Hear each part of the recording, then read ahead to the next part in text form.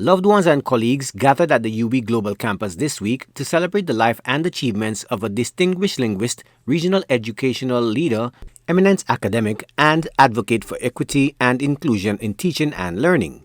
She made immense contributions to education and the arts. This evening showed by many persons their love for Ayo, as we called her.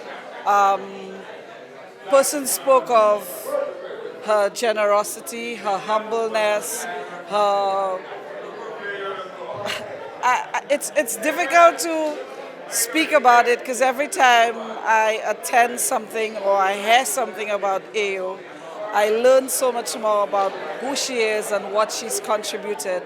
She spent so much time away from St. Lucia and worked significantly outside of St. Lucia. So we've gotten to learn a lot of her accomplishments from gatherings of this nature and from tributes and eulogies that people have presented since she's passed on. Monsignor Patrick Anthony recalled Hazel's love for music, particularly quadrille. The informational gathering featured attendees who shared testimonies, poetry, and dance performances. Monsignor Anthony stated that Simmons deserved the accolades she received as she touched many lives during her lifetime. Of course, she died in Barbados, and she lived in Barbados, but her heart was in St. Lucia. And she always wanted to final report should be in St. Lucia. That is why, according to, she told the family that, they can have the funeral in Barbados, but they wanted her remains here in St. Lucia. So it was an opportunity for us in St. Lucia to show her appreciation. We'll have a memorial service, but to show her in our own way, la vie way, what we do for all of our icons, give them this traditional way of thanking them, of celebrating their lives, and of comforting the family. Hazel Simmons-Mcdonald served as the first principal of the UB Global Campus in St. Lucia.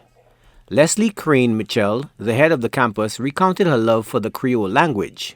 And we thought that it would be wonderful to, this evening, celebrate her life, to have a sort of a wake where we could share memories of her, tell jokes, sing, dance, and just celebrate her life.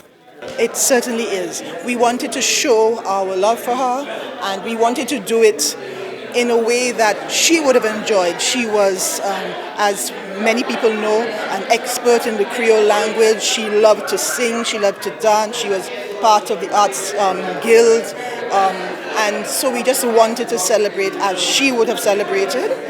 Professor Simmons-Mcdonald became the first pro-vice-chancellor and principal of the UWI Open Campus, now the UWI Global Campus, from August 1, 2007 until July 31, 2014. She received several honors for her outstanding service and scholarly impact over the years. These honors include the Order of the British Empire, OBE, awarded to her in 2012 for her contributions to education, the Frank Collymore Literary Award in 2018 for her creative writing, and the St. Lucia Cross, the country's highest national honor, awarded for her service to education and her efforts in preserving and promoting the Creole language in 2022. Even after she formally retired in 2014, Professor Simmons-Mcdonald continued to share her expertise through consultancies with the OECS, the Caribbean Examinations Council, among others. Joachim Duplessis, HDS News Force.